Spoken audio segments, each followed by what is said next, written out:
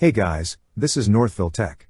Welcome back to our channel, where we provide you with the best tips and tricks for digital parenting. Today, we'll show you how to change your email address on Qustodio, the ultimate parental control tool.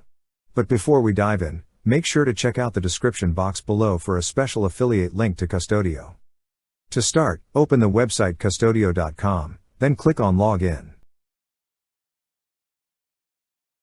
On the drop-down list, you will see two options. In this video, we're using Qustodio for families. Click on Families. Now, log in with your email and password. Once you're logged in, you will see several tabs on the left side menu. Click on Account. On this page, you will see a section for your email address. Click on your email.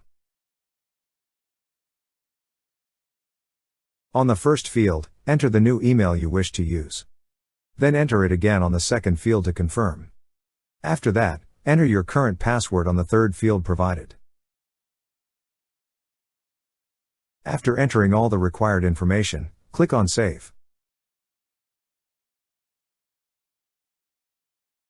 That's how you change your email address on Qustodio.